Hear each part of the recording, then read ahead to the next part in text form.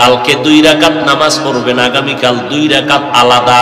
নামাজটার নাম তওবার নামাজ। বলেন কি নামাজ? 2 রাকাত নামাজ পড়বেন আগামীকাল, ইনশাআল্লাহ আমিও পড়ব, আপনারাও। এশাবাদ দিয়া রাত্রে 2 রাকাত নামাজ তওবার। নিয়ম কি? নামাজ অন্য সিস্টেমেই পড়বেন, শুধু সেজদার সময় নিয়মটা আলাদা। তওবার নিয়তে নামাজ পড়বেন, অন্তরকে আল্লাহর কাছে ছেড়ে দিয়া বলবেন, আল্লাহ আমি আপনার আদালতের আসামি হইয়া দাঁড়াইছি, তওবা করার নিয়তে নামাজে দাঁড়াইলাম। 2 রাকাত নামাজে কয়টা সেজদা হবে? 4টা সেজদা হবে। সেজদায় যখন যাবেন দিলটা নরম করে যাবেন, যাইয়া 3 বার বা 5 বার 7 বার সুবহান রাব্বিয়াল আ'লা বলার পরে এরপরে 3 বার খুব নরম হইয়া 3 বার আমার আল্লাহকে হাজির নাজির মনে করে আপনি সেজদায় গিয়া মনে করবেন, আমার কপাল মাতুয়াইল মসজিদের ফ্লোরের মধ্যে নাই, নবীর হাদিস মতে আমি আমার মাওলার কুদরতি কদমের উপরে কপাল লাগাইয়া দিছি। এইবার আল্লাহকে হাজির নাজির জানিয়া একা একা নির্জনে বলবেন 3 বার। কয়বার? তাসবিহ পড়ার পরে ইয়া রাব্বি গফিরলি, ইয়া রাব্বি গফিরলি, ইয়া রাব্বি গফিরলি, ও রব আমাকে মাফ করে দাও। খুব নরম হইয়া চোখে পানি আনার বাহানা করে আল্লাহর কাছে বলবেন সিজদায় বসিয়া, ইয়া রাব্বি গফিরলি, ইয়া রাব্বি গফিরলি, ইয়া রাব্বি গফিরলি। কয়বার? 3 বার। প্রত্যেক সিজদায় শেষে 3 বার করিয়া এভাবে 2 রাকাত নামাজ পড়বেন। নামাজের পরে নির্জনে হাত উঁচু করিয়া ইস্তেগফার দুরূদ শরীফ পড়ে আল্লাহর কাছে এবার হাত উঁচু করে কাঁদবেন, আল্লাহ আমার জীবনের গুনাহ মাফ করে দাও। নবী কি বলছেন জানেন? এইভাবে নামাজ পড়লে ওই বান্দার সিজদার থেকে মাথা উঠবে না আল্লাহ ক্ষমার ঘোষণা না দেওয়া পর্যন্ত। তার মানে আপনি এই দোয়া পড়ে উঠবেন, এর আগেই আপনার জিন্দেগীর গুনাহ আল্লাহ মাফ করে দিবেন। পারবেন? আল্লাহ আমাকেও তৌফিক দান করেন, আম্মাজানদেরকেও তৌফিক দান করেন, আপনাদেরকেও আল্লাহ তৌফিক দান করেন। কেউ যেন আমরা আমল থেকে বঞ্চিত না হয়ে যাই। ফজরের নামাজের পরে এই রোজার মাস সূরা ইয়াসিন তেলাওয়াত করবেন ফজর করিয়া। রাজি আছেন ইনশাআল্লাহ? ও ভাই নিয়ত করেন, তৌফিককে দিবেন। নিয়ত করেন ফজরের পরে কি সূরা ইয়াসিন পরে ঘুমাবেন। এরপরে জোহরের নামাজের পরে এমনি তো কোরআন তেলাওয়াত যা করেন করবেন, কিন্তু আলাদাভাবে জোহরের নামাজের পরে সূরা ফাতাহ, সূরা আর রহমান পড়বেন। আসরের নামাজের পরে সূরা আম্মা ইয়াতাসাআলুন নাবা 30তম পারার প্রথম থেকে সূরাটা পড়বেন। মাগরিবের নামাজের পরে সূরা ওয়াকিয়া পড়বেন। এশার নামাজের পরে সূরা মুলক পড়বেন।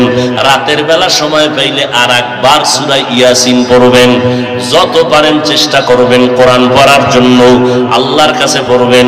আর এই রমজান থেকে চালু করবেন 41 বার ফজরের নামাজের সুন্নাত আর ফরজের মাঝখানে আলহামদু সূরাটা পড়বেন 41 বার। ফরজ পড়ার আগে সুন্নাত পড়ার পরে 41 বার আলহামদু সূরা পড়বেন। শুরু এবং শেষে 11 বার দরুদ শরীফ পড়বেন। ছোট সাল্লাল্লাহু আলাইহি ওয়া আলিহি ওয়াসাল্লাম, সাল্লাল্লাহু আলাইহি ওয়া আলিহি ওয়াসাল্লাম। আবার দৈনিক সময় করে নেবেন একটা টাইম, 50 বার কুল হুয়াল্লাহ সূরা পড়বেন। যে কোনো এক টাইমে পড়বেন প্রতিদিন 50 বার বিসমিল্লাহ সহ, শুরুতে এবং শেষে। এই 50-এর শুরু এবং শেষে 5 বার করে দরুদ। আর 41 বার ইন্না আতাইনা সূরাটা পড়বেন। এটার আগে এবং পরে, শেষে এবং শুরুতে 11 বার করে দরুদ শরীফ পড়বেন। ওয়ালাকাদ যারানা লিজাহান্নামা কাসীরাম মিনাল জিন্নি ওয়াল ইনস লাহুম কুলুবুন লা ইয়াফকাহুনা বিহা ওয়া লাহুম আ'য়ুনুন লা ইউবসিরুনা বিহা ওয়া লাহুম আযানুন লা ইয়াসমাউনা বিহা উলাইকা কাল আনআমি বাল হুম আদাল উলাইকা হুমুল গাফিলুন।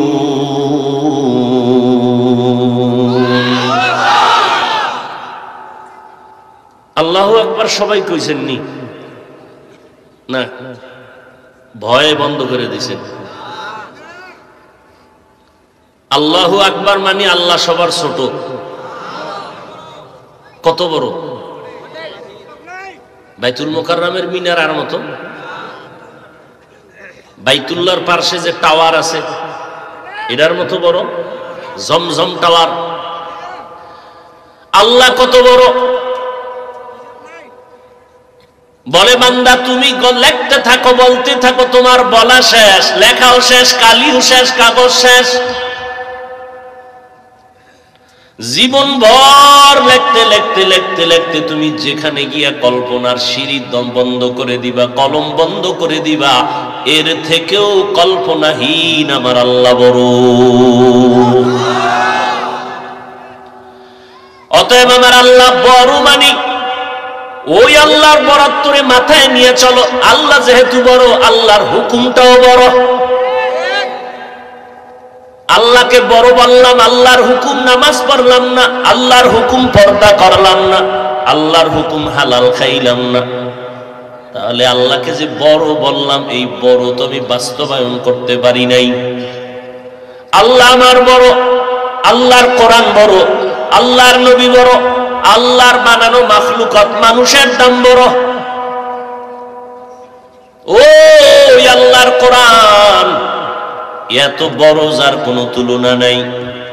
কোরআন শরীফটার ওজন 250 গ্রাম, কিন্তু হাকিকতে তার ওজন কত?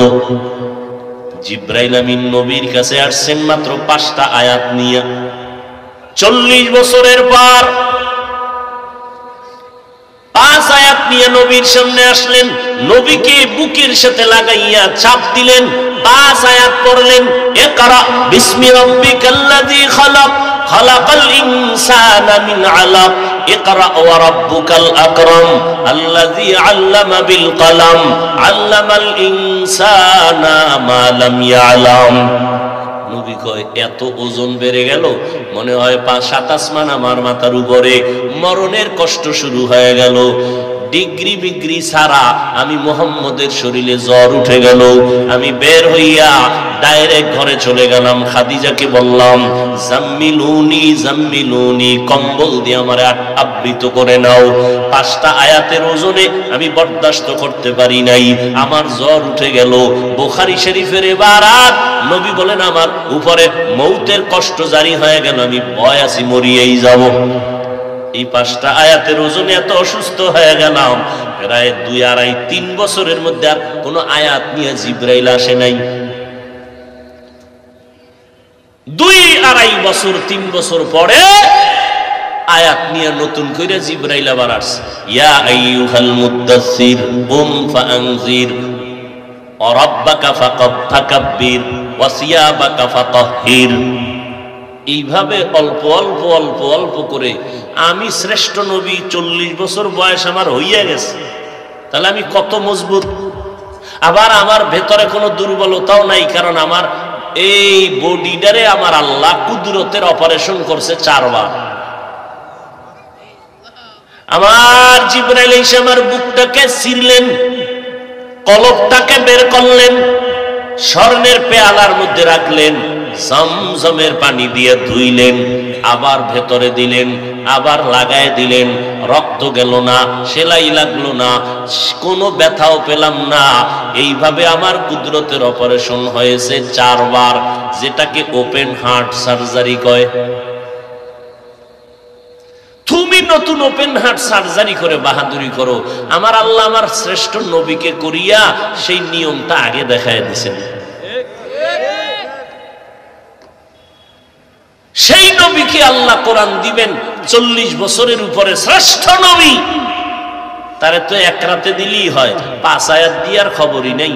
দীর্ঘ 2-2.5 বছর হয়ে যাওয়ার পরে আবার কিছু আয়াত, এইভাবে করে করে অল্প অল্প করে পুরা কোরআন দিতে সময় লাগছে কত?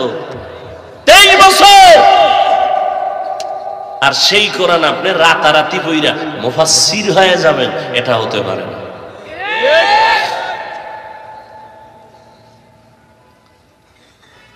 আল্লাহ তাআলা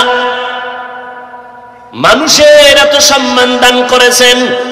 ও মানুষ, তোমার সম্মানটাকে যদি ধরে রাখতে চাও, রমাজান আসার আগে প্রস্তুতি নাও।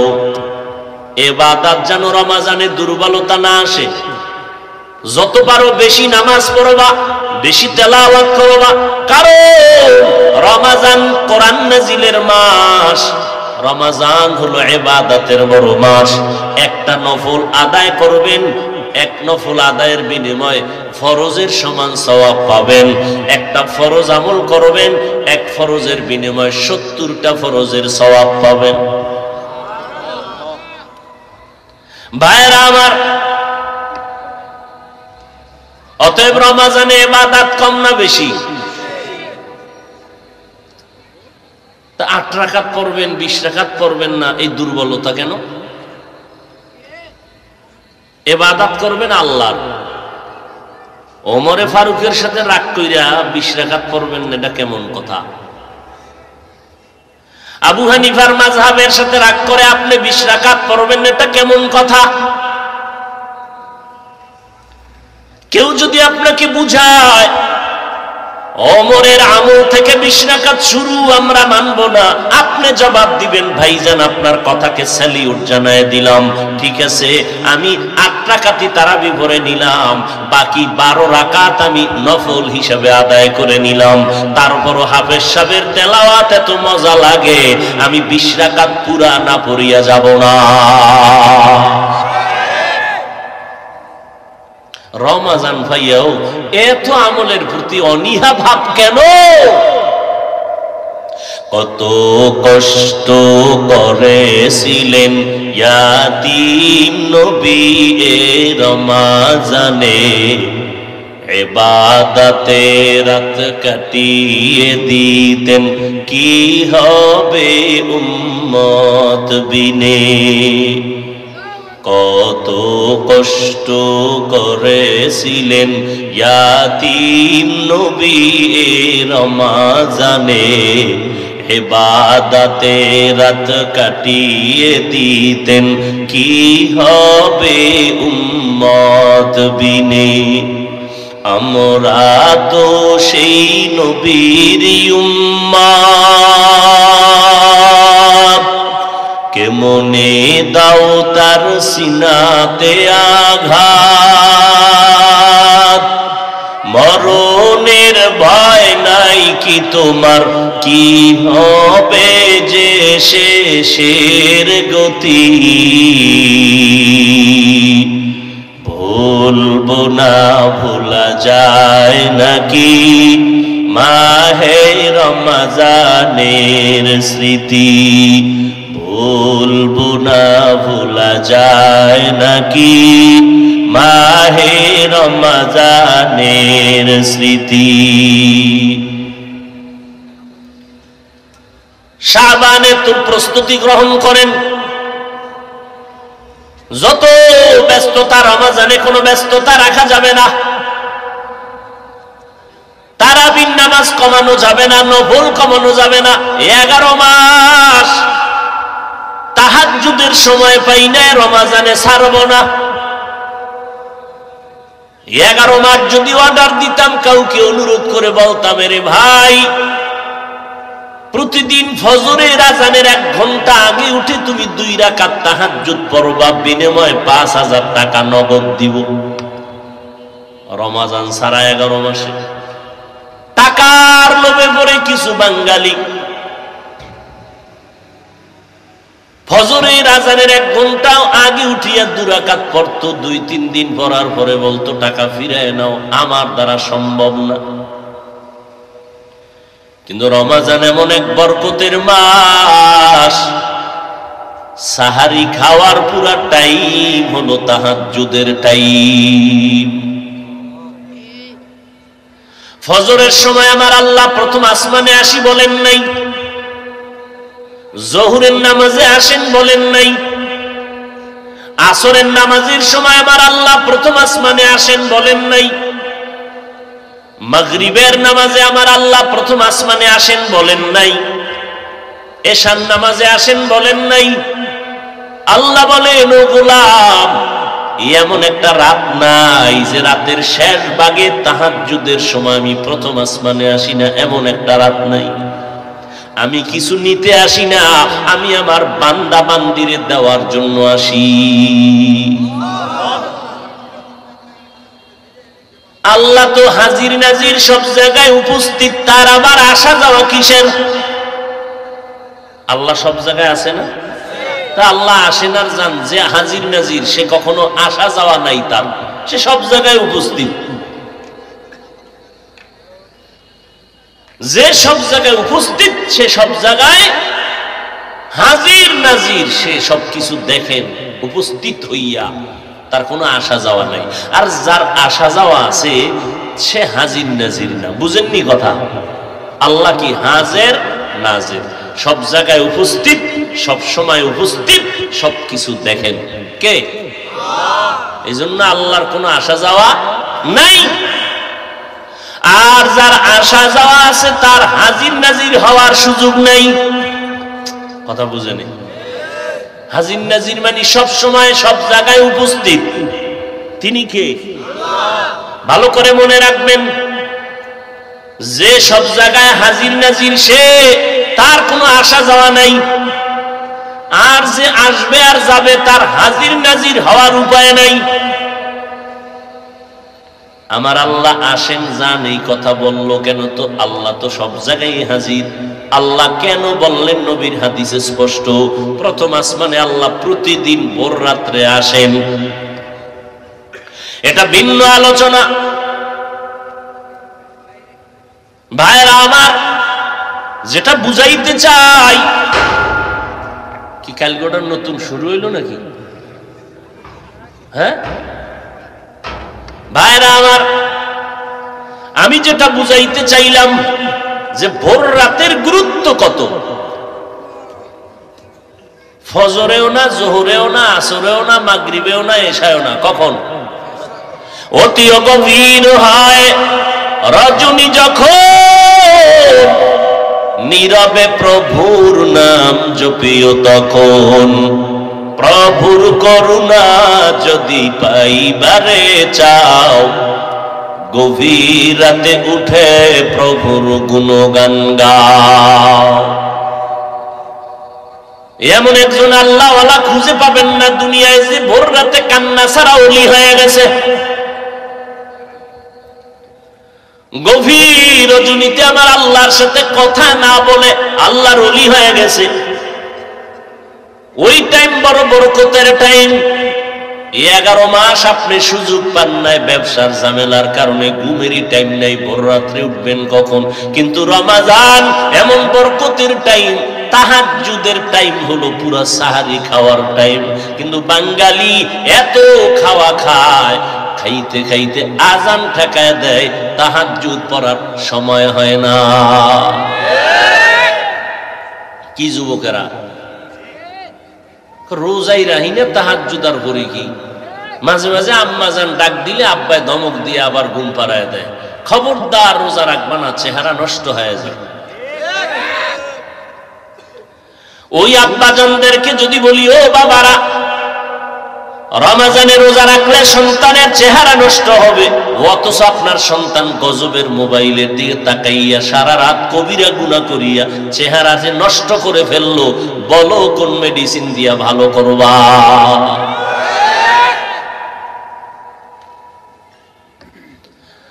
হ্যাঁ, এভাবে বয়ান চলবে, এভাবেই চলবে। বিরোধীরা বিরোধিতাই করবে, আমলওয়ালারা আমল করেই যাবে। এভাবেই একদিন কিয়ামত হয়ে যাবে। কেউ লিখবে, কেউ মুছবে, এই নিয়ম। লিখতে পারে না, কি পারে? মুছতে পারে। প্রশংসা করতে পারে না, বদনাম গাইতে পারে। উপকার করতে পারে না, বাস দিতে পারে। একটা কাজ করতে হইবে তো। যারা শয়তানে ধরে কাম তুই আকাম করে, এটা করতে হইবে তো। মা বাঙালি না, হুদা বয়া থাকা যায়, এটা করতে হবে। কোনো কাম না থাকলে বয়ে বয়ে ভালো কামটারে আকাম বানাই দেবে।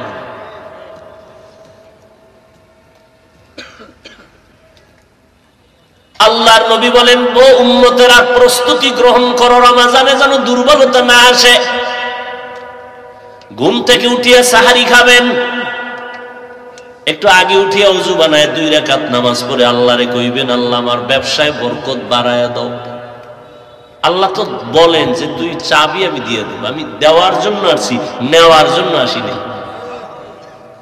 ও বান্দা তোমার চাকরির দরকার, বলো আমি ব্যবস্থা করে দিব। আল্লাহ আইয়ে কইব যে কাগজ দিয়ে আমি জমা দিয়েই। ওরে তোমার কাগজ যিনি জমা নিবেন, যে সাইন দিবেন, আল্লাহরে রাজি কইরা যদি চলো, আল্লাহ কুদরতি ভাবে তার অন্তরে তোমার উপরে মায়া বাড়ায় দিবে, গায়বী ভাবে মোহব্বত বাড়ায় দিবে। কারণ অন্তর কন্ট্রোল করেন আমার আল্লাহ। কে কন্ট্রোল করেন? আল্লাহ। আল্লাহর কাছে তাহাজ্জুদ পড়ে বলবেন, আল্লাহ আমার সন্তান কথা শুনে না, তুমি তাকে বাধ্যগত করে দাও। হুজুর গোদারে যেই পরিমাণ দোয়া চাইছেন, এর 10 ভাগের 1 ভাগ যদি আল্লাহরে কইতেন তাহাজ্জুদে, কত আগে কাম হয়ে যেত। হে তাবিজের লোকে মসজিদের বারান্দায় ডেইলি বয়ে থাকে, একটা তাবিজ দেন, সন্তান কথা শুনে না। তাবিজ যখন দিছে আরো গরম হয়ে গেছে। হুজুর কি তাবিজ দিলেন? হাদিয়া কত দিছেন? এত হয় না, ডবল দিতে হবে। তাবিজ তো আমার রাসূল দিয়ে গেছেন 1500 বছর আগে। সন্তানটারে 7 বছর বয়সে নামাজের মুসল্লায় দাঁড় করাও, 10 বছর যখন হবে শাসন করিয়া হলেও নামাজি বানায় দাও। কারণ ছোট থেকে যদি কন্ট্রোলে না নাও, বড় হলে তুমি আর কন্ট্রোলে নিতে পারবা না। ও যুবক ছেলেটা বাবার কাছে গিয়ে কয়, সন্ধ্যাবেলা 10,000 টাকা দাও। বাবায় জানে এখন টাকা দিলেই সন্তান এখন জুয়ার আড্ডা, মদের আড্ডায় চলে যাবে। বাবায় বলে, না, তোর একটা টাকাও দেওয়া হবে না। সন্তান জিদ কন্ট্রোল করতে না পেরে বাবার উপরে হামলা শুরু করলো, বাবারে মারধর শুরু করলো। বাবা এক পর্যায়ে রক্তাক্ত হইয়া জমিনের মধ্যে পড়ে গেল। মা আইসা পাও ধরে কাঁদে আর কয়, বাবা আর মারিস না, তোর বাবা বেহুশ হয়ে গেছে। কেমন সন্তান! বাবার গায়ে হাত তুলে, মায়ের গায়ে হাত তুলে।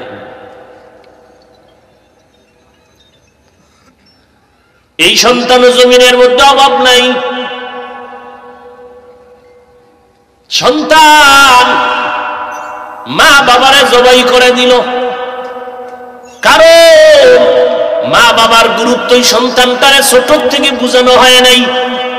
আমরা এখন বক্তা বক্তা ভাব নিয়ে চলি, কিন্তু এখনো চেষ্টা করি মুরব্বীর সম্মান দেওয়ার জন্য, জুতাটা বাঁকা হয়ে থাকলে সোজা করার জন্য, জুতাটা আগাইয়া দেওয়ার জন্য, পানি আগায় দেওয়ার জন্য এখনো চেষ্টা করি। কারণ ছোট থেকে শিক্ষা পাইছি, মুরব্বীদের একটু খেদমত করলে দোয়া পাবো। দোয়া বড় মূল্যবান সম্পদ। এই মূল্যবান সম্পদটা ছাত্র এটা উপলব্ধি করতে না পারার কারণে শিক্ষকের সাথে বেয়াদবি করে। আর আমরা ছোট থেকে আদব শিক্ষা পেয়েছি, শিক্ষকের সাথে কখনো বেয়াদবি করা যাবে না, কথা মুখ লাগায় বলা যাবে না, গরম চোখে তাকানো যাবে না। আমরা এখনো সম্মান করি, এখনো বেয়াদবি করি না। অজান্তে বেয়াদবি হয়ে গেলে মাপ চাই, হুজুর মাপ করে দেন। কারণ আমার আব্বা আম্মা আমারে মানুষ বানাইতে পারে নাই, আমার শিক্ষক আমারে মানুষ রূপে গড়াইয়া দিয়েছেন। ওই শিক্ষকের আমি সম্মান করব না তো জমিনে কারে সম্মান করব?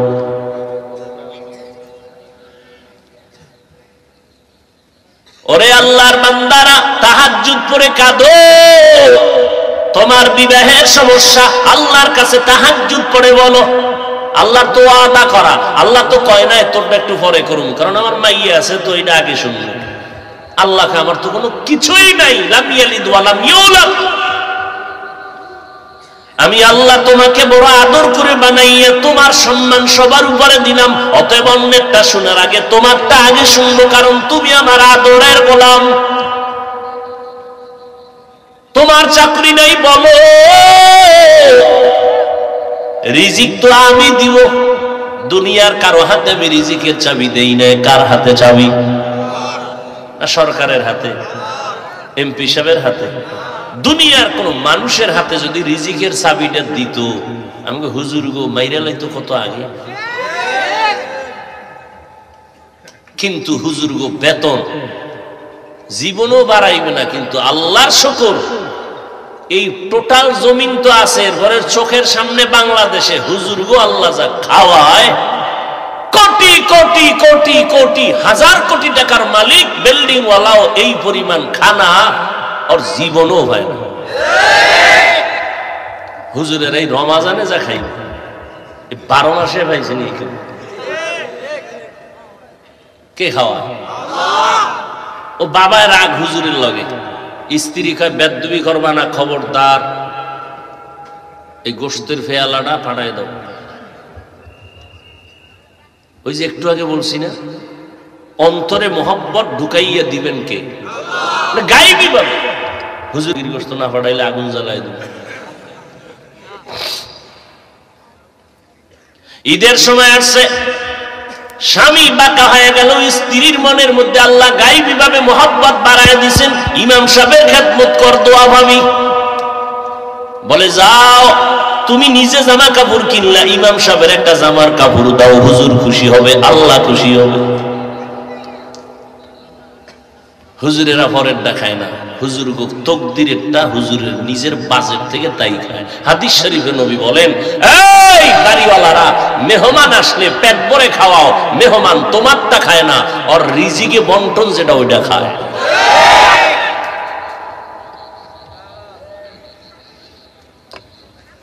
মেহমান আসা ভালো লক্ষণ, বরকতের পরিচয়। কিন্তু এই বইলে দরজা খুলে ঘুমান যাইব না, বুঝেন নাই? খবরদার, কারণ বন্ধুর বেশিও দুশ্মনের অভাব নাই।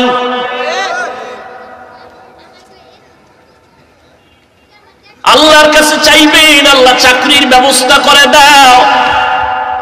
এই যে করোনা গেল, চাকরিজীবীর চাকরি নাই, ব্যবসায়ীর ব্যবসা নাই, স্কুল বন্ধ, কলেজ বন্ধ, সব লেখাপড়া বন্ধ, গোটা দুনিয়াটাকে নিস্তব্ধ করে ফেললো করোনা। লেখাপড়া বন্ধ, ফাঁকে ফাঁকে শুধু আওয়াজ পাই অটোপাস অটোপাস অটোপাস। আর 10টা বছর যদি খালি অটোপাসের আওয়াজ হইতো, জাগার ডাক্তার চেম্বার খুলে বইতে দিঘায়, গ্যারান্টি বাঁচারটা না দিতে পারলো মরারটা রেডি। এবার আপনারা বলেন, এত মহামারী গেল সোনার বাংলায়, একটা মাদ্রাসাও বন্ধ হয় না, আল্লাহর শুকর। মাস্কের উপরে মাস্ক, ট্রিপল মাস্ক। করোনার লাশ, বাবায় মারা গেছে, ছেলেরা ধরে না করোনা। আমার দেশের পুলিশ বাহিনী এসে খবর পাইয়া টাইনা নিয়ে হসপিটালে নিয়ে গেল, কি জানি করলো না করলো, ওইটা ভিতরে তারা ধরে নিল। আর আমার দেশের টুপিওয়ালা উলামায়ে কেরাম শত শত করোনার লাশ দইরা গোসল করাইয়া কাফন দাফন করাইয়া মাটি দিল। আল্লাহর শুকর আদায় করে বলি বাবারা, নজর দিয়া দেখো, একজন হুজুরও করোনায় মরে নাই। কোন হুজুর না খাইয়া রাস্তায় ভিক্ষা চাইছে বলেন? কোন হুজুর মাদ্রাসার বেতন বন্ধ 2-3 বছর রিকশা চালাইছে? কাউকে বলেও নাই লজ্জায়। বাচ্চা নিয়ে কান্না করেছে ওই গভীর রাতে, দয়ার মালিক তুমি মানুষের সামনে লজ্জা দিও না, গায়বী ভাবে রিজিকের ব্যবস্থা করে দাও। মাদ্রাসাগুলো মোটামুটি চলতেছিল। আর আমার তো মনে হয় আমার দেশের মাদ্রাসার ছাত্র কোরআন তেলাওয়াত করেছি, এই জন্যই আমার দেশ বড় শান্তিতে ছিল।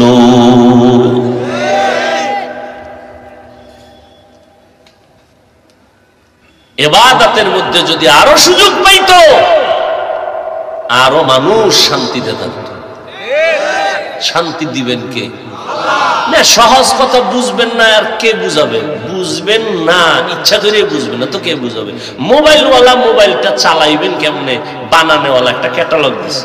আপনি পণ্ডিতি করে যদি বলেন এটারে বিদ্যুতের সাথে চার্জ দেওয়া যাবে না, তো কি কয় যে কুসুম গরম পানিতে 10 মিনিট ভিজাইয়া ফুল চার্জ দেবে। জমিন আল্লাহর, আসমান আল্লাহর, আপনাকে বানাইছে আল্লাহ নাপাক পানির থেকে বানাইছে। গোশত, হাড্ডি, গোশত, রক্ত আল্লাহ এভাবে আপনাকে বানাইলেন। এরপরে আপনার জীবনটা পরিচালনার জন্য সব থিওরি দিয়ে দিলেন রসুলের সুন্নত, কোরআন। আপনি মন গড়া মানবেন, আপনি শান্তি পাবেন কিভাবে?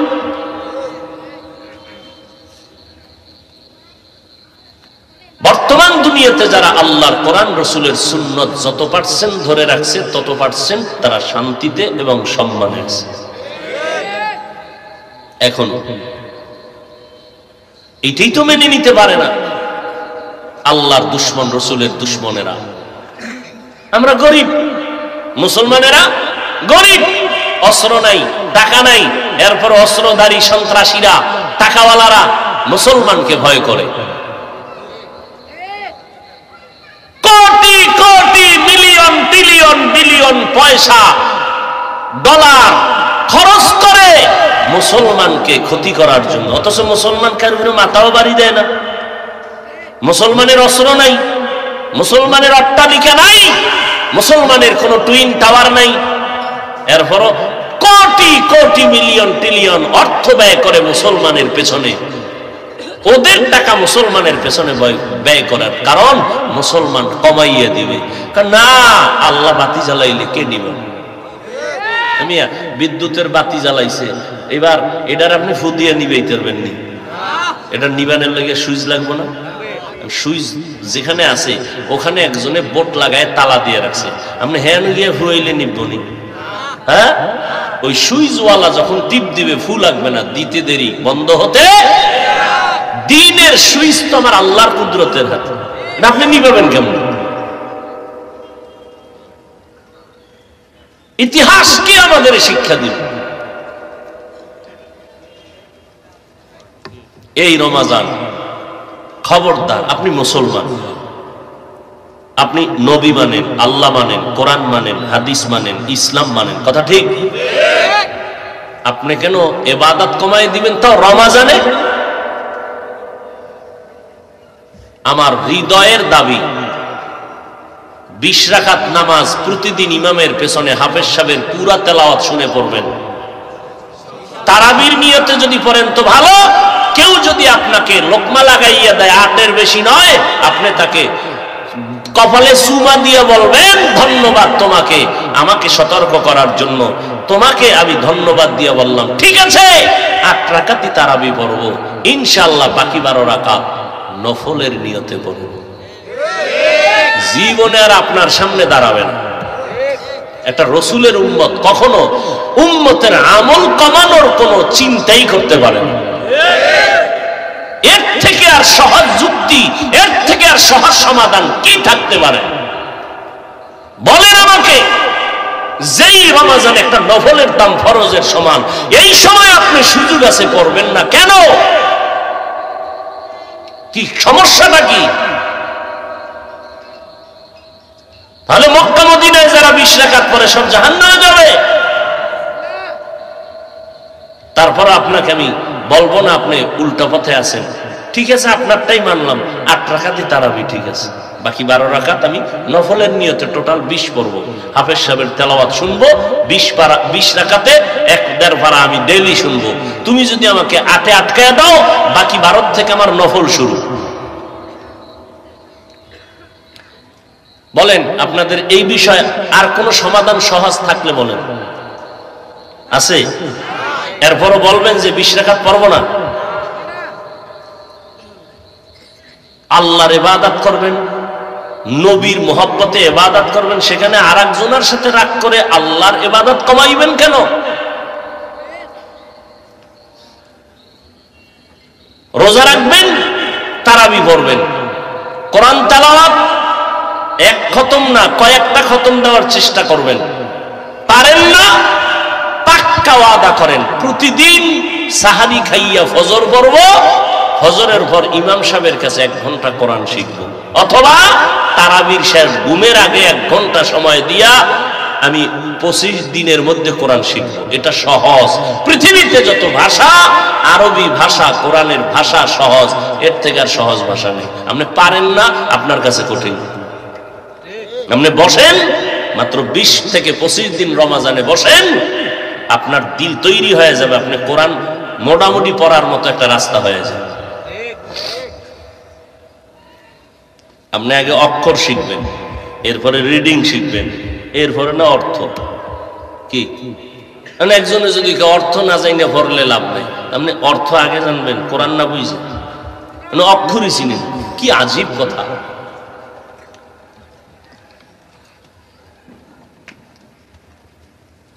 এরপরে রোজাদারের জন্য আর একটা সুসংবাদ, ইফতারির টাইমে দোয়া কবুলের সময়।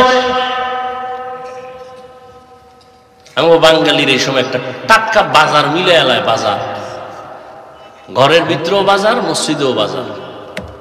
মসজিদে তো বেরোজাদারের ধাক্কায় রোজাদার চান্সই হয় না। জীবনে টুপি না পড়লেও বেরোজাদার এই সময় বইয়া ওই বুটমুড়ির প্লেট লয়ে বয়ে গেছে, ভাই ভাই একটা বুট খায়। আজানের বাকি এখনো 10 মিনিটও বুট খাইতেছে। কি ওখানে নুন দেখি। আর রোজিক দিয়া তো রোজাদারের মাথা গরম, কারণ যেই সারাদিনের ক্ষুধা, চিন্তা করছে 3 প্লেট দিলেও তো আমার একার হবে না, এদিকেও যদি আবার খাইয়ালায় আগে। আল্লাহ পাকের কুদরত, শরবতের গ্লাসটা টান দিছে বিসমিল্লাহ কইয়া, পুরা 1 গ্লাস শরবতের পরে আর বাকি নিজের প্লেটের খানা খাওয়ারও ক্ষুধা থাকে না। ঘরের ভিতরে মহিলারে ব্যস্ত বানায় দিছে, পেঁয়াজু বানাও, কোন রকম কষ্ট বাচ্চা টাচ্চা এর মধ্যে বানাইছে। এর মধ্যে আবার ভুল, নুন হইল না, চিনি হইল না, শরবতে চিনি নাই, পেঁয়াজুতে নুন নাই, এরপরে এইটা করো না সেটা করো। ওরে ভাই, ইফতারির আধা ঘন্টা আগে আপনি সহযোগিতা করবেন। 11 মাস টাইম পান নাই, এই 1 মাস স্ত্রীর সহযোগিতা করে আধা ঘন্টা আগে পুরা ইফতারির আয়োজন করে কমপ্লিট। সবাই অজু টজু করে রেডি হও, ইফতারি সামনে নিয়ে বসো। কেউ কোরআন পড়ো, কেউ জিকির করো, কেউ দুরুদ পড়ো, মনে মনে দোয়া করো। আর কোনো আওয়াজ নেই ইফতারির আগে দোয়া কবুলের সময়। কি এর দোয়া, এমন বাজার মিলাইছে, আজানই শুনে নাই। 3 মিনিট পরে কয় মুয়াজ্জিনকে যে আজান দেয় নাই, ওই যে চিল্লা চিল্লির কারণে আজানই টের হয় নাই। দোয়া করবে কখন? ইফতারির দোয়াটাও করে না, বিসমিল্লাহ বইলা যে ইফতারি লইবে এই সুযোগটাও নেই। অথচ কত বরকতের সময় আল্লাহ ফেরেশতাকে কয়, ওই ফেরেশতা দেখ, সারাদিনের ক্ষুধা, কঠিন ক্ষুধা পেটে, সামনে খানা, এরপরও খায় না। পিপাসার্ত, সামনে পানি, পান করে না। কেন জানো? আর আমি আল্লাহকে ভয় করি।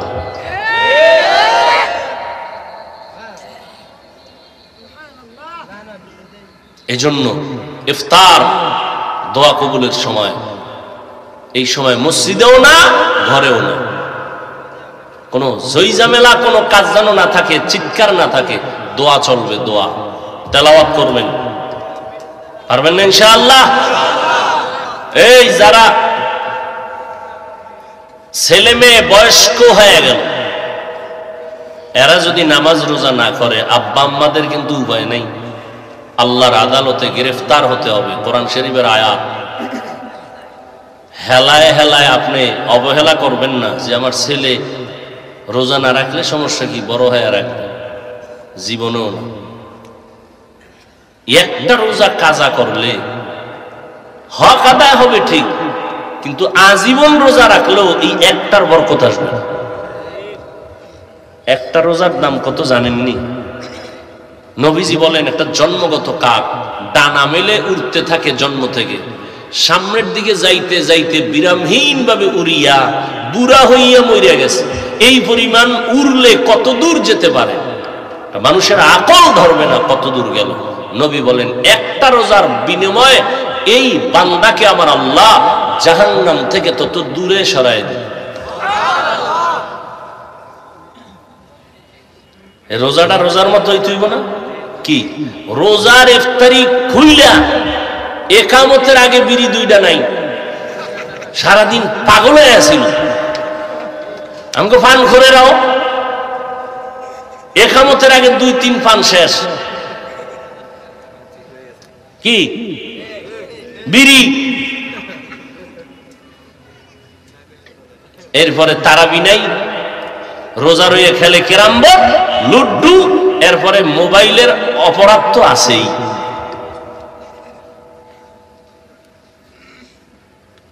আল্লাহ পাক ওই রোজাদারকে বলছেন যে ওই পরিমাণ দূরে সরায় দিবেন যেই রোজাদারের রোজাটা 6টা গুণের দ্বারা হবে, এমনিই না। নামাজ পড়ছেন, পুরস্কার দিয়ে দিছে ফেরেশতা, দাও এই পুরস্কারটা দিলাম, দিয়ে দাও নামাজিরে। কোরআন তেলাওয়াত করছে, এই পুরস্কার লিখে দাও। রোজা না দিবি না, কথা কি? এর পুরস্কার আমি আল্লাহ নিজে রোজাদারের হাতে দিব হাসরের দিন। আর এক অর্থ, আমি এই রোজাদারের জন্য হয়ে গেলাম।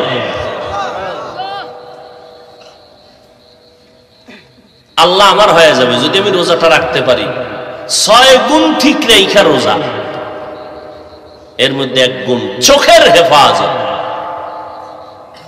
রোজা রাখা কি পরিমাণ চোখের হেফাজত করতে পারেন হিসাব করতে হবে। জবানের হেফাজত, কানের হেফাজত, ইফতারি আর সাহারি হালাল টাকার মাধ্যমে হতে হবে। জেনে শুনে বেরোজাদারকে ইফতারি খাওয়ানো গুনাহ। আপনি জানেন এই লোকটা রোজা রাখে নাই, তাকে ইফতারি খাওয়াইবেন, আপনার গুনাহ হবে। অতএব এই বরকতের মাস আগামীটা পাবেন কিনা জানা নাই। গত রোজায় যারা ছিল অনেকেই এই রোজায় নেই। অতএব আগামীকাল একটা বরকতের রাত আসতেছে, তৈরি হয়ে যায়। যুবক ভাইরা আল্লাহর কাছে কান্নাকাটি করবেন, পেছনের গুনাহ মাপ চাবেন এবং তৌফিক চাবেন আল্লাহ পুরা রমজান যেন ইবাদতে কাটাইতে পারি। আল্লাহ আমাদের সবাইকে আমল করার তৌফিক দান করেন। নবী কিন্তু দোয়া করেছেন রোজাদার রমজান পাইয়া যারা জাহান্নাম থেকে নিজেকে বাঁচাইতে পারলো না, তাদের উপরে আল্লাহ পাকের লানত, ফেরেশতাদের লানত, আমার রসুলের লানত। অতএব রোজা ছাড়বো। উপযুক্ত মেয়েরা, বোনেরা, উপযুক্ত ছেলেরা রোজা ছাড়া যাবে না। খবরদার, আল্লাহর কাছে আগামীকালকে কান্নাকাটি করে তৌফিক চাইবেন। আল্লাহ তুমি একটা রোজাও যেন ভাঙ্গি না, তুমি তৌফিক দিও। শয়তানের ধোকায় পড়ে যেন আমার রোজা নষ্ট হয়ে না যায়, আমার রোজাটার হক আদায় করে আমি রোজা রাখতে পারি। ঈদের দিন, রোজার ঈদের দিন, রোজার ঈদের দিন, ওই ঈদটার নাম কি? রোজার ঈদের নাম কি? ঈদুল ফিতরের দিন সবাই আনন্দ। ওমরে ফারুক দরজায় তালা লাগায় কান্না করে, কে সে ওমর? আশারায়ে মুবাশশারা জান্নাতি সাহাবাদের মধ্যে দ্বিতীয়, খোলাফায়ে রাশিদিনের মধ্যে দ্বিতীয়, সেই ওমর, অর্ধ জাহানের খলিফা ওমর দরজায় তালা লাগায় ঈদের ফিতরের দিন কান্না করেন। সাহাবী আবু হুরায়রা বলেন, ও খলিফাতুল মুসলিমিন, কাঁদেন কেন আনন্দ বাদ দিয়া? বলে, আনন্দ তো ওই ব্যক্তি করবে যার কোনো পেরেশানি নাই। আপনার কিসের পেরেশানি? রমজানে রোজা রাখলাম, কবুল হইল কিনা পেরেশান। কোরআন তেলাওয়াত করেছি, কবুল হইল কিনা চিন্তায় পড়ে গেলাম। জাহান্নাম থেকে মুক্তি পাইলাম কিনা পেরেশান। আবু হুরায়রা রাদিয়াল্লাহু আনহু বলেন, খলিফাতুল মুসলিমিন, আপনি তো জান্নাতি 10 জনের মধ্যে টিকিট পেয়েছেন দ্বিতীয়, আবার এত পেরেশানি কেন? ওমর বলে, আমার আল্লাহ যদি বেজার হইয়া টিকিটটা ক্যান্সেল করে দেয় তো আমি ওমরের কি উপায় হবে, এই ভয়ে কান্না করি। অতএব আল্লাহর কাছে কাঁদেন। সন্তান মা বাবার শাস্তির ভয়ে যদি কান্না করে, ছাত্র যদি ওস্তাদের শাস্তির ভয়ে কান্না করে, আপনি আল্লাহর আযাবের ভয়ে গুনাহ করিয়া কেন কাঁদবেন না? কি পরিমাণ কান্না দরকার। ওমরের তো গুনাহ নাই, আল্লাহ তো মাফ করে দিলেন। সেই ওমর জান্নাতের টিকিট পেয়ে যদি ঈদের দিন কান্না করেন, আপনার কি পরিমাণ কান্না দরকার। কান্না যদি না আসে, নবী বলেন কান্নার বাহানা করো, তাতেও সওয়াব। আল্লাহর কাছে তৌফিক চাইবেন, আল্লাহ আমার চোখে পানি আসে না, হয়তো গুনার কারণে আমার উপরে আপনি বেজার হয়ে গেছেন, আমাকে তৌফিক দেন, আমি তৈরি হতে চাই, গুনাহ করব না, নামাজ ছাড়ব না, রমজানে ইবাদত থেকে বঞ্চিত হব না। ও আল্লাহ, আপনি রহমান, আপনি গফফার, মেহেরবানি করে আমাকে মাফ করে দেন। শেষ দুইটা কথা কর মোনাজাত দিতেছি। কালকে 2 রাকাত নামাজ পড়বেন, আগামীকাল 2 রাকাত আলাদা। নামাজটার নাম তওবার নামাজ। বলেন কি নামাজ? 2 রাকাত নামাজ পড়বেন আগামীকাল, ইনশাআল্লাহ আমিও পড়ব, আপনারাও। এশাবাদ দিয়া রাত্রে 2 রাকাত নামাজ তওবার। নিয়ম কি? নামাজ অন্য সিস্টেমেই পড়বেন, শুধু সেজদার সময় নিয়মটা আলাদা। তওবার নিয়তে নামাজ পড়বেন, অন্তরকে আল্লাহর কাছে ছেড়ে দিয়া বলবেন, আল্লাহ আমি আপনার আদালতের আসামি হইয়া দাঁড়াইছি, তওবা করার নিয়তে নামাজে দাঁড়াইলাম। 2 রাকাত নামাজে কয়টা সেজদা হবে? 4টা সেজদা হবে। সেজদায় যখন যাবেন, দিলটা নরম করে যাবেন, যাইয়া 3 বার বা 5 বার 7 বার সুবহান রাব্বিয়াল আ'লা বলার পরে, এরপরে 3 বার খুব নরম হইয়া 3 বার আমার আল্লাহকে হাজির নাজির মনে করে আপনি সেজদায় গিয়া মনে করবেন, আমার কপাল মাতুয়াইল মসজিদের ফ্লোরের মধ্যে নাই, নবীর হাদিস মতে আমি আমার মাওলার কুদরতি কদমের উপরে কপাল লাগায় দিছি। এইবার আল্লাহকে হাজির নাজির জানিয়া একা একা নির্জনে বলবেন 3 বার। কয়বার? তাসবিহ পড়ার পরে, ইয়া রাব্বি গফিরলি, ইয়া রাব্বি গফিরলি, ইয়া রাব্বি গফিরলি, ও রব আমাকে মাফ করে দাও। খুব নরম হইয়া চোখে পানি আনার বাহানা করে আল্লাহর কাছে বলবেন সিজদায় বসিয়া, ইয়া রাব্বি গফিরলি, ইয়া রাব্বি গফিরলি, ইয়া রাব্বি গফিরলি। কয়বার? 3 বার। প্রত্যেক সিজদায় শেষে 3 বার করিয়া এভাবে 2 রাকাত নামাজ পড়বেন। নামাজের পরে নির্জনে হাত উঁচু করিয়া ইস্তেগফার দুরূদ শরীফ পড়ে আল্লাহর কাছে এবার হাত উঁচু করে কাঁদবেন, আল্লাহ আমার জীবনের গুনাহ মাফ করে দাও। নবী কি বলছেন জানেন? এইভাবে নামাজ পড়লে ওই বান্দার সিজদার থেকে মাথা উঠবে না আল্লাহ ক্ষমার ঘোষণা না দেওয়া পর্যন্ত। তার মানে আপনি এই দোয়া পড়ে উঠবেন, এর আগেই আপনার জিন্দেগীর গুনাহ আল্লাহ মাফ করে দিবেন। পারবেন? আল্লাহ আমাকেও তৌফিক দান করেন, আম্মা জানদেরকেও তৌফিক দান করেন, আপনাদেরকেও আল্লাহ তৌফিক দান করেন। কেউ যেন আমরা আমল থেকে বঞ্চিত না হয়ে যাই। ফজরের নামাজের পরে এই রোজার মাস সূরা ইয়াসিন তেলাওয়াত করবেন ফজর করিয়া। রাজি আছেন ইনশাআল্লাহ? ও ভাই নিয়ত করেন, তৌফিককে দিবেন। নিয়ত করেন ফজরের পরে কি সূরা ইয়াসিন পরে ঘুমাবেন। এরপরে জোহরের নামাজের পরে এমনি তো কোরআন তেলাওয়াত যা করেন করবেন, কিন্তু আলাদাভাবে জোহরের নামাজের পরে সূরা ফাতাহ, সূরা আর রহমান পড়বেন।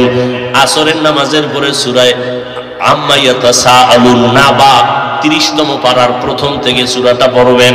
মাগরিবের নামাজের পরে সূরা ওয়াকিয়া পড়বেন। এশার নামাজের পরে সূরা মুলক পড়বেন। রাতের বেলা সময় পাইলে আর একবার সূরা ইয়াসিন পড়বেন। যত পারেন চেষ্টা করবেন কোরআন পড়ার জন্য, আল্লাহর কাছে পড়বেন। আর এই রমজান থেকে চালু করবেন 41 বার ফজরের নামাজের সুন্নাত আর ফরজের মাঝখানে আলহামদু সূরাটা পড়বেন 41 বার। ফরজ পড়ার আগে সুন্নাত পড়ার পরে 41 বার আলহামদু সূরা পড়বেন। শুরু এবং শেষে 11 বার দরুদ শরীফ পড়বেন। ছোট সাল্লাল্লাহু আলাইহি ওয়া আলিহি ওয়া সাল্লাম, সাল্লাল্লাহু আলাইহি ওয়া আলিহি ওয়া সাল্লাম। আবার দৈনিক সময় করে নেবেন একটা টাইম, 50 বার কুল হুয়াল্লাহ সূরা পড়বেন। যে কোনো এক টাইমে পড়বেন প্রতিদিন 50 বার বিসমিল্লাহ সহ, শুরুতে এবং শেষে। এই 50-এর শুরু এবং শেষে 5 বার করে দরুদ। আর 41 বার ইন্না আতাইনা সূরাটা পড়বেন। এটার আগে এবং পরে, শেষে এবং শুরুতে 11 বার করে দরুদ শরীফ পড়বেন। এই আমলটা রমজানে শুরু করেন, পারলে কালকে থেকে শুরু করেন। সহজ, বরকত অনেক বেশি। সহজ, বরকত অনেক বেশি। আল্লাহ আমাদের কবুল। আম্মাজানদেরকেও চেষ্টা করবেন আমলের লাইনে লাগাইতে। এই মহিলাদেরকে কাজে বেশি চাপাইয়া দিবেন না, যে কাজের কারণে তারা ইবাদত করতে পারবে না, এমনটা যেন না হয়। আল্লাহ পাক সবাইকে ইবাদতে মশগুল হইয়া আমার রাসূলের তরিকায় আল্লাহর মুহাব্বতে ইবাদতের তৌফিক দান করেন। আলহামদুলিল্লাহি রাব্বিল আলামিন ওয়াসসালাতু ওয়াসসালামু আলা সাইয়্যিদিল আমবিয়াই ওয়াল মুরসালিন ওয়া আলা আলিহি ওয়া আসহাবিহি আজমাইন। ইয়া আরহামার রাহিমিন, ইয়া আরহামার রাহিমিন, ইয়া আরহামার রাহিমিন। রব্বিরহামহুমা কামা রাব্বায়ানি সগীরা। اللهم إنا نعوذ بك من البرص والجنون والجذام وسيء الأسقام. اللهم إنا نسألك رضاك والجنة ونعوذ بك من سخطك والنار. اللهم اجعلني في عيني صغيرا وفي عين الناس كبيرا. اللهم إنك عفو كريم تحب العفو فاعف عنا. اللهم بارك لنا في رجب وشعبان وبلغنا رمضان. ইয়া আল্লাহ, আমরা গুনার বোঝা নিয়ে হাত তুললাম, মেহেরবানি করে আমাদের সকলের জিন্দেগীর সমস্ত গুনাহগুলো মাফ করে দেন আল্লাহ। আয় আল্লাহ, মাদ্রাসায় মাহফিল কবুল করে নেন, এলাকার ঘরে ঘরে সুন্নতের বাতি জ্বালায়া দেন, মা বোনদের পর্দানিশি আবেদা বানায়া দেন, সন্তানগুলো নেককার বানায়া দেন। আয় আল্লাহ, মুরব্বী হাজী সাহেব, ওলামায়ে কেরাম, চাকরিজীবী, ব্যবসায়ী, যুবক, ছাত্র ভাই সবাইকে কবুল করে নেন। আয় আল্লাহ, পাঁচ ওয়াক্ত নামাজি, কোরআন পড়নেওয়ালা বানায়া দেন, সকলের কামাই রুজিতে হালাল ভাবে বরকত বাড়ায়া দেন, হারাম থেকে হেফাজত করেন। আয় আল্লাহ, চলার পথে ইজ্জতের সাথে হেফাজত করেন।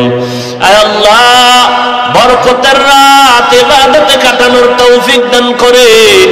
আয় আল্লাহ, রমজানের হক আদায় করে আমাদেরকে আমলে লাগায়া দেওয়ার তৌফিক দান করেন। আয় আল্লাহ তাআলা, মেহেরবানি করে সারা দুনিয়াবাসীকে মাফ করে দেন, বাংলাদেশ শান্তির দেশ বানায়া দেন, প্রশাসনিক ভাবে যারা কাজ করে দিনদার বানায়া দেন। আয় আল্লাহ, সরকার বাহাদুর থেকে সকল জনপ্রতিনিধিদেরকে দিনদার বানায়া দেন, পরস্পরে হিংসা দূর করে মোহাব্বত বাড়ায়া দেন, ইসলামের ব্যানারওয়ালা দুশমন থেকে হেফাজত করেন আল্লাহ, আহলে হকের ব্যানারে বিজয় দান করেন। আয় আল্লাহ, মিথ্যা মামলায় জড়িতদের মুক্তির ব্যবস্থা করে দেন আল্লাহ। আয় আল্লাহ, উলামা তোলাবা উম্মতের অন্তরে ইজ্জত, মুহাব্বত, রুউব বাড়ায়া দেন, ইলম ও হিলিম ও হিকমত আমলে বরকত বাড়ায়া দেন। আয় আল্লাহ, আওয়াজে কথার ভিতরে আল্লাহ ইতিদালের সাথে আপনি রুহানিয়াতে স্পষ্টতা বাড়ায়া দেন আল্লাহ। আয় আল্লাহ, সুন্নাত ওয়ালা জিন্দেগি দান করেন।